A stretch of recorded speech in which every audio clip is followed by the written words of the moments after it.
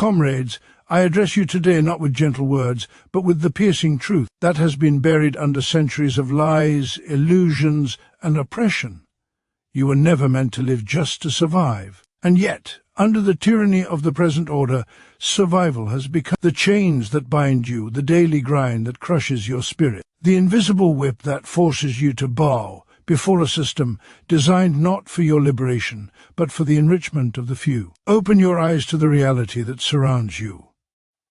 The world you inhabit is not the result of chance, nor is it a natural order. It is a deliberate construct, meticulously designed by those who own not only the wealth of the earth, but the means by which all labor is measured, valued, and exploited. From the factory floors to the office cubicles, from the fields tilled by calloused hands to the markets overflowing with the products of your sweat, the ruling class extracts profit from your toil, and you are told to be grateful for mere sustenance. Let me be clear, the poverty you endure, the precarity you accept, the hunger that gnaws at your family's hearth, these are not signs of failure. They are the instruments of domination. Capitalism demands your obedience. It rewards conformity, not courage. It punishes questioning, not exploitation. Every hour you labor, every product you create, every act of dedication you offer is stripped from you and transformed into wealth that fuels the very system that oppresses you. But we are not powerless. History does not belong to the rich, nor to the few who sit in marble halls while you labor for scraps. History belongs to the workers, the oppressed, the collective force of human beings who produce the very life of society. The chains that bind you, legal, economic, social, are not eternal. They are constructed, and like any construction, they can be dismantled. We must recognize the fundamental truth. The division among us is the tool of our subjugators.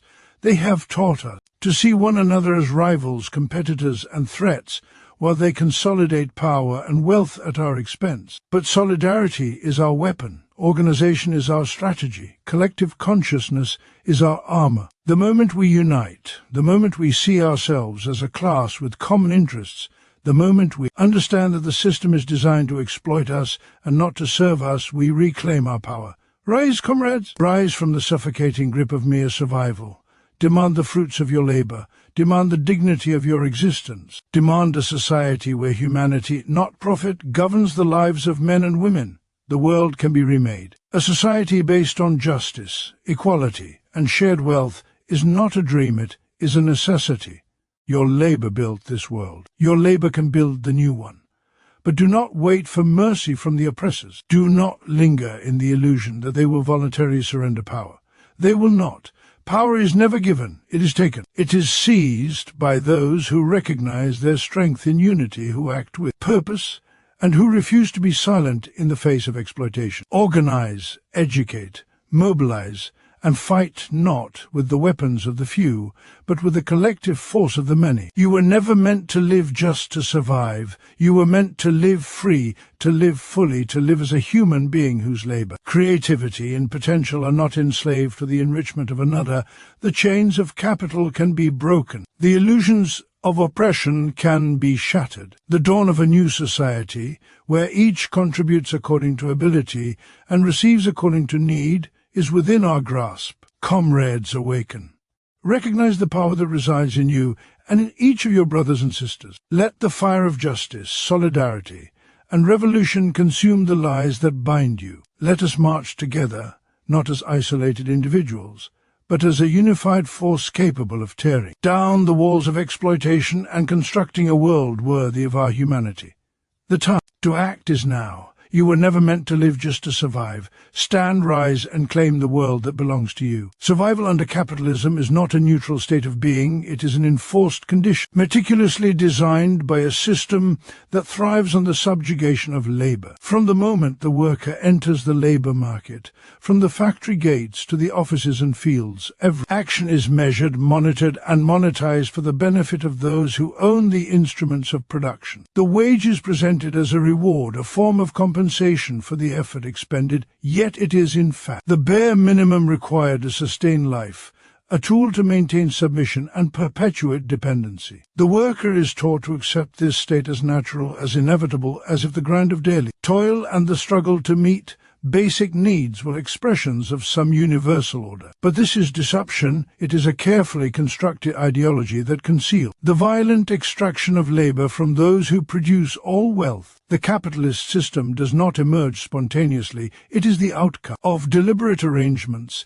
in which the few claim ownership of resources, land, factories, and the tools that are essential for production, while the majority are compelled to sell their labor to survive. Every hour worked, every task completed, every product produced is a direct transfer of value from the worker to the capitalist, yet the worker receives only a fraction of the wealth their labor generates, sufficient merely to sustain existence, never enough to claim autonomy, dignity, or freedom. Survival becomes the chains that bind, an endless cycle in which the worker is trapped, dependent upon the very system that exploits them. The illusion of choice is maintained through the narrative that the worker could rise if only they worked harder, planned better, or submitted to the rules of the market. In reality, these narratives mask the structural inequalities embedded within capitalism itself. Those who control production, trade, and finance dictate not only the distribution of resources, but also the very conditions of life, shaping what is possible, what is permissible, and what is accessible to the working majority. The laborer's time, energy, and creativity are commodified, transformed into profit. That enriches the few, while the many remain in a state of perpetual need. Even the basic necessities of life, food, shelter, healthcare, education, are mediated through money, which the worker can only acquire through selling labor, creating a vicious cycle in which life itself is subjected to market forces. Survival becomes a performance, a negotiation with scarcity, and a submission to the logic of capital. It is enforced through economic pressure, social norms, and political structures that privilege property over people, profit over human well-being, and power over justice. The capitalist system thrives on inequality, not despite it. The more precarious and dependent the working class is, the more control the system exerts, and the more difficult it becomes for individuals to recognize their collective strength. Workers are pitted against each other, competing for scarce wages, promotions, and security, while the capitalist class consolidates power, wealth, and influence. The system rewards obedience, conformity, and the acceptance of marginal subsistence, while dissent, questioning, and attempts to redistribute power are met with resistance, suppression, or co-optation. Enforced survival manifests not only in economic deprivation but also in social alienation, the separation of individuals from the products of their labor, from the communities they inhabit, and from the full realization of their human potential. Labor is not an expression of creativity or fulfillment, but a necessary sacrifice to meet the demands of a system that extracts far more than it returns. In every wage, in every contract, in every transaction, the worker is reminded that their existence is conditional, contingent upon their continued submission to rules they do not control. The law, the state, and cultural norms are aligned to maintain this order, to naturalize inequality, and to present survival as a personal struggle rather than a structural condition. Yet, this enforced survival is neither eternal nor inevitable. It is the product of human decisions, property relations, and social arrangement, all of which can be challenged, transformed, and overturned. Recognizing that survival is enforced is the first step toward liberation, the realization that the apparent necessities of life are mediated by structures of power designed to exploit, control, and limit freedom. When workers understand the systemic nature of their oppression, the artificiality of scarcity, and the extraction of value that defines their lives, they are no longer isolated individuals struggling to survive, but part of a collective force capable of asserting its rights, reclaiming its labor, and demanding a society where life is not reduced to the bare minimum, but is enriched by justice, equality, and dignity. The enforced nature of survival exposes the fundamental contradiction at the heart of capitalism. The wealth created by the many is concentrated in the hands of the few, while the laborers themselves are denied access to the full fruits of their efforts, compelled instead to exchange their time and energy for mere sustenance. The structures that sustain this order, the concentration of capital, the commodification of life, the division of the working class, are deliberate mechanisms of control, and understanding them is essential to dismantling them. Survival under capitalism is thus not an accident of existence. It is a condition imposed through exploitation, maintained through ideology, and perpetuated by social, economic, and political institutions that prioritize profit over human life, obedience over freedom, and scarcity over shared abundance.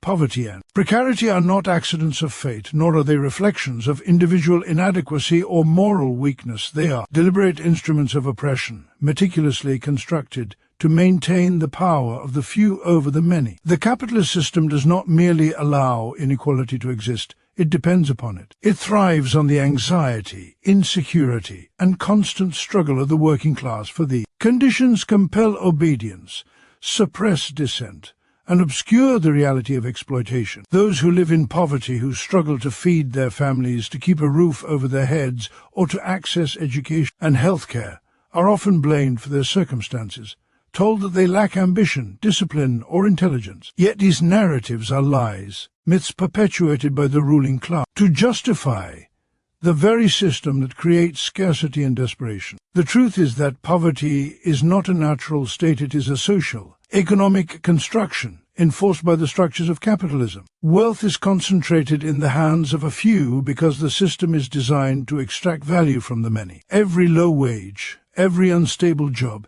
every paycheck that barely covers rent, food, and necessities is a symptom of structural oppression. Precarity, the constant uncertainty that governs the lives of workers, is similarly engineered. Contracts are temporary, benefits are minimal, and layoffs are frequent, ensuring that the laborer remains dependent, anxious, and compliant. The fear of losing employment, of failing to meet the basic demands of life, discourages resistance and reinforces the hierarchy of power. Poverty and precarity are the invisible chains that keep the working class fragmented, divided, and focused on survival rather than solidarity. They prevent the worker from recognizing that the same system that imposes scarcity upon one person imposes scarcity upon all, and that collective organization is the path to liberation. Those who own the means of production control not only wealth but knowledge, opportunity, and access, shaping the conditions in which the majority live. They perpetuate the illusion that life's hardships are the fault of the individual, while systematically extracting the labor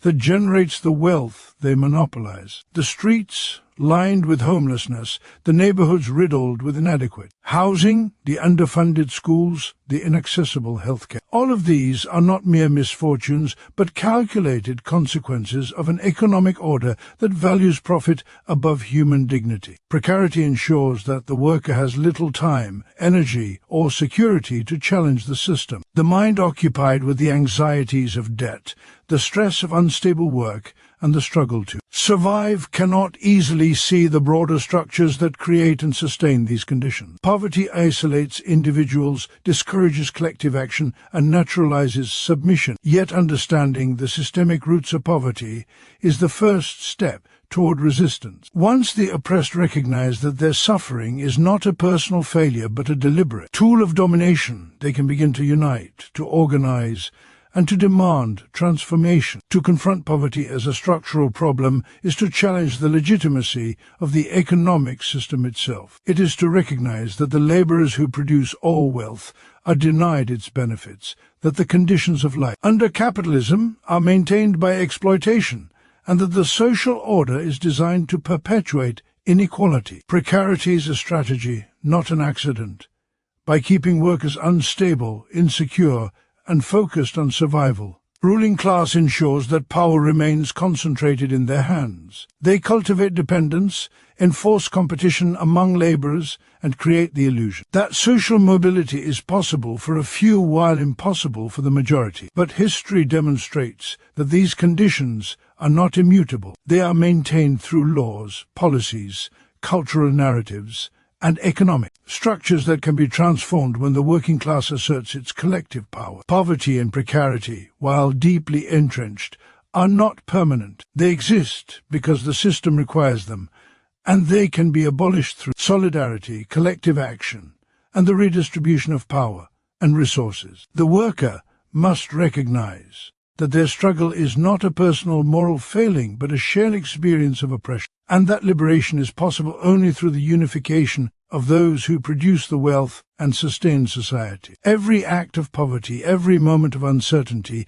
every fear of destitution is a reflection of a system built to exploit, but it is also a call to organize, resist, and reclaim the dignity, security, and humanity that have been systematically denied. When poverty and precarity are understood as instruments of oppression rather than personal failure, the worker begins to see the possibility of transformation, the inevitability of struggle, and the potential for a society in which resources, labor, and human potential are no longer tools of domination but foundations of justice, equality, and freedom. Unity, solidarity, and class consciousness are not abstract ideals, they are the fundamental instruments by which the working class can reclaim the power that has been stolen from it. Under capitalism, the worker is isolated, fragmented, and led to believe that their struggle are individual burdens rather than shared experiences of systemic exploitation. The division of labor, the hierarchy of wages, the segmentation of industries, and the rhetoric of competition are all deliberate strategies designed to prevent the workers from recognizing their collective strength. By fostering rivalry and suspicion among those who share a common interest, the ruling class ensures that resistance is delayed, diluted, and easily suppressed. Yet the truth remains that the laborer does not act alone in creating wealth. Every industry, every production chain, every service depends upon the cooperative efforts of countless individuals. From the factory floor to the office, from the fields to the workshops, the success of capital rests upon the organized, coordinated labor of the many, yet the rewards are concentrated in the hands of the few. The realization of this fact is the foundation of class consciousness. It is the awakening to the understanding that the apparent inequalities and hardship experienced individually are symptoms of a collective exploitation. When workers recognize that their labor is systematically extracted and transformed into profit for others, they begin to see themselves not as isolated victims, but as members of a class with shared interests, shared suffering, and shared potential. Solidarity is the practical expression of this awareness. It manifests when workers act together, defend one another, and demand collective rights rather than allowing themselves to be pitted against each other by false divisions of status,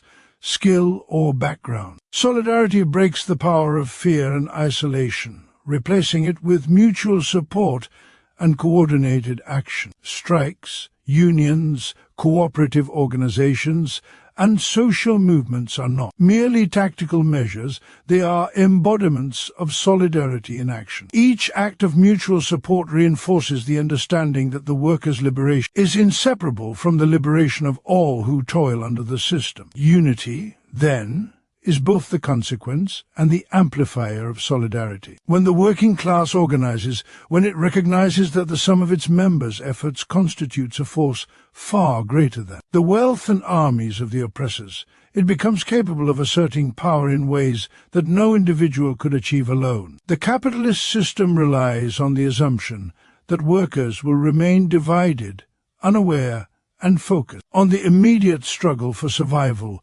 rather than the larger project of societal transformation. Class consciousness shatters this assumption.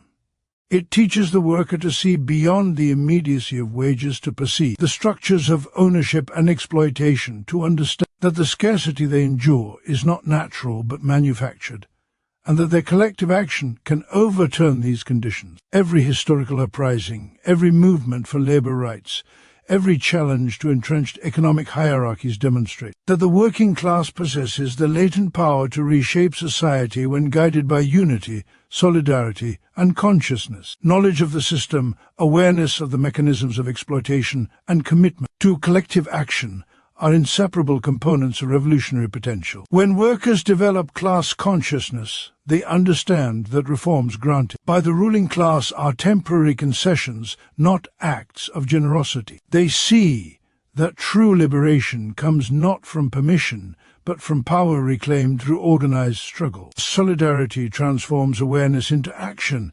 It ensures that the working class does not merely complain about injustice, but actively resists it, protecting each member from retaliation, coordinating efforts across industries and communities, and presenting a united front that challenges the legitimacy of the existing order. Unity magnifies the effect of these actions, demonstrating to the oppressors that the worker is no longer atomized, no longer powerless, and no longer compliant. The capitalist apparatus, built upon the extraction of labor and the perpetuation of dependency, falters when confronted with an organized, conscious, and united class. Collective consciousness and solidarity give rise to strategic vision, the understanding that piecemeal victories are stepping stones towards systemic transformation. The worker, when aligned with comrades, begins to envision a society in which labor is not a commodity to be exploited, but a source of human dignity, creativity, and fulfillment. The recognition of shared struggle and shared potential fosters courage, persistence, and resilience. Actions taken in solidarity are amplified by the unity of purpose, and the unity of purpose is sustained by the shared consciousness of oppression and the collective imagination of liberation. Through these forces, the working class transforms from a passive victim of circumstance into an active agent of history, capable of dismantling the structures that enforce inequality and constructing a society based upon justice, equality, and human need rather than profit. The working class possesses the historical power to dismantle oppressive systems because it is the producer of all wealth, the architect of society, and the source from which every material advantage of the ruling class flows. Throughout history, those who own property and capital have maintained their dominion not through superior moral virtue, intelligence, or strength, but through the exploitation of labor and the systematic suppression of the majority. The factories, the mines, the fields, the workshops, and the offices are the foundations of the material world, built and maintained by the collective effort of workers who are then denied full benefits of their labor. This imbalance is not a natural order but a social construct, a product of human institutions and property relations that can be altered when those who create society recognize the extent of their own power. Capitalism, for all its claims to inevitability, depends entirely upon the obedience of the working class and the extraction of surplus value. It is sustained by the illusion that laborers are powerless, isolated, and incapable of reshaping the system. But this is a lie. When workers understand that their labor is the source of all wealth, that every profit, luxury, and accumulation of the elite rests upon the exploitation of their toil, they begin to see that the structures of oppression are not impregnable, but fragile, maintained only by their own acceptance of inequality. History is replete with moments when the organized strength of labor has challenged and dismantled entrenched systems of domination. The revolutions, uprisings, strikes, and social movements that have punctuated history were not the work of armies, elites, or rulers, but of those who labored, who toiled, who refused to accept exploitation as a permanent condition. The working class, when conscious of its own interests and united in action, wields a power unmatched by any other force in society. It is capable of overturning governments, redistributing resources, and reconstructing society on principles of justice, equality, and human need. This historical power is not theoretical. It is grounded in the reality of production. Without labor, factories stand empty, fields lie barren, commerce collapses, and the machinery of capital grinds to a halt. The ruling class, for all its wealth and influence, depends on the consent and compliance of those who actually produce the world's goods and services. This structural dependence gives the working class a leverage that is both profound and inescapable. Yet this power remains dormant without consciousness and organization. The worker must recognize not only their role in society but the mechanisms by which their labor is exploited and the ways in which solidarity can be mobilized to confront oppression. Class consciousness transforms passive labor into revolutionary potential. Solidarity transforms isolated frustration into collective strength. The history of labor movements demonstrates that when workers unite, they can secure victories that alter the very foundation of society, from labor rights to social reforms, from democratic participation to the redistribution of wealth. But these victories are only partial when constrained within the logic of capitalism, for the full potential potential of the working class lies in its ability to dismantle the system that exploits it, not merely to negotiate concessions within it. The working class holds the power not because it possesses wealth or political office, but because it produces what is necessary for all human life. The ability to withdraw labor, to organize collectively, to assert demands, and to construct alternative systems of distribution and governance is inherent capacity of those who sustain society through their toil. Oppression persists only so long as the labor is divided, unaware, and focused on survival rather than systemic transformation. Once workers grasp that their collective strength can challenge private property, monopolized capital, and entrenched hierarchies, they step into a historical role that has the potential to redefine the world. This power is both material and moral. Material, because the functioning of society depends upon the labor of the majority. Moral, because the claim to just dignity and human freedom belongs inherently to those who produce life, rather than those who exploit it. No army, no law, no ideology can withstand the conscious, united, and determined action of the class that sustains civilization itself. The working class does not merely react to oppression, it possesses the creative capacity to construct new forms of society, determine the distribution of resources, and to establish governance in accordance with human need rather than private profit. Its historical power is latent, immense, and revolutionary, existing in every factory, every field, every office, every act of labor that produces wealth while leaving the worker dispossessed, and waiting for the moment when consciousness, solidarity, and organization converge to realize that liberation is not a gift, but a right that must be claimed collectively and decisively. Humans are not created merely to exist, to toil, to consume, and to die. Within the narrow confines imposed by oppressive systems, they are meant to live freely, to develop their capacities, to create, to imagine, and to participate fully in the shaping of their own lives and societies. Under capitalism, this essential human potential is deliberately constrained. The majority of humanity is trapped in a cycle of labor that serves the accumulation of wealth for a tiny elite, leaving little space for personal growth, creativity, or meaningful engagement with the world. Work is transformed into mere survival, and life itself becomes a resource to be exploited rather than an opportunity to flourish. From the crowded factories and monotonous offices to the overworked farm and precarious service jobs, people are conditioned to accept that their lives are measured in hours worked, tasks completed, and wages earned rather than in knowledge gained, passions pursued, or communities nurtured. Education, culture, and the arts are commodified, accessible primarily to those who already possess wealth.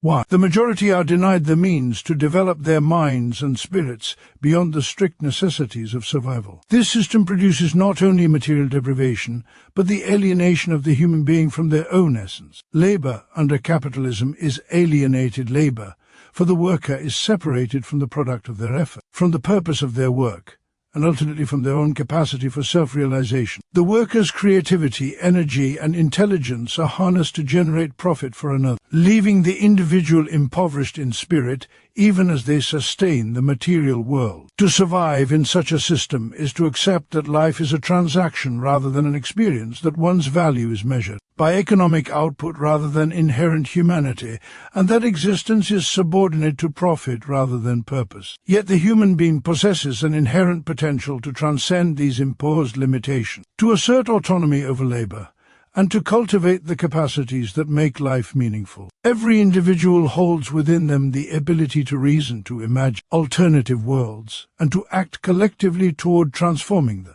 conditions of existence. The realization of freedom is inseparable from the transformation of society. One cannot live fully while society is organized to deny the majority control over the fruit of their labor, the structures of their communities, and the shape of their own destiny. True human life requires the abolition of systems that enforce exploitation, scarcity, and inequality. It demands a society in which labor serves human need rather than private profit, in which individuals have access to education, culture, health, and leisure, and in which the fruits of collective work are distributed according to principles of justice rather than accumulation.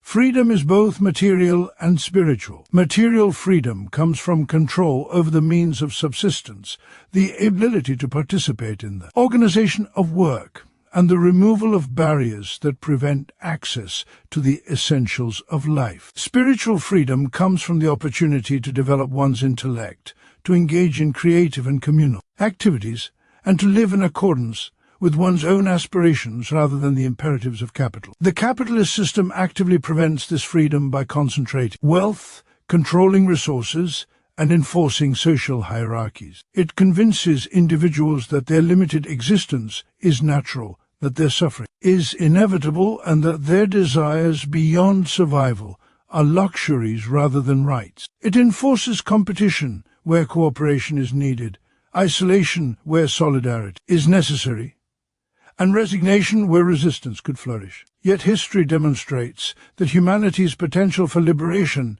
is neither imaginary nor unattainable. Whenever workers, peasants, and oppressed communities have recognized their collective strength, organized for justice, and asserted their rights, they have expanded the realm of human possibility. Revolutions, uprisings, and movements for social equality have always been expressions of the fundamental human desire to live fully, rather than merely survive. Humans are capable of transforming not only society but themselves when freed from the shackles of imposed necessity. To live fully is to reclaim the capacity to shape one's life, to participate in democratic decision-making, to engage in productive and fulfilling labor, and to nurture the intellectual, emotional, and creative dimensions of existence. It is to recognize that the time, energy, and potential that capitalism appropriates can be returned to the people, redistributed in ways that enrich human life rather than exploit it. The struggle for freedom is thus both a personal and collective endeavor. Every act of resistance,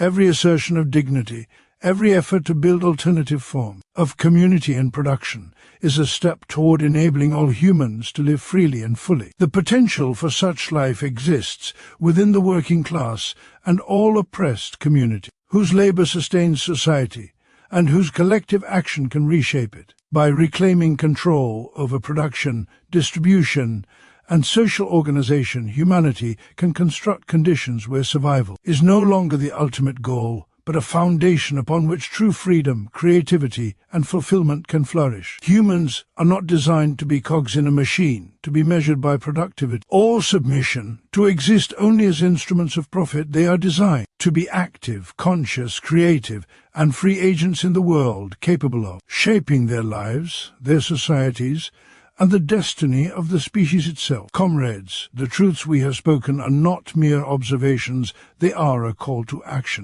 You were never meant to live just to survive. The poverty, precarity, and alienation imposed upon you are not signs of failure but instruments of oppression, deliberately constructed to divide, weaken, and control. Yet within your labor, within your shared struggles, lies the greatest power. On this earth, the power to reclaim what has been stolen, to dismantle the systems that exploit you, and to build a society where freedom, dignity, and human potential are no longer privileges of the few but the birthright of all.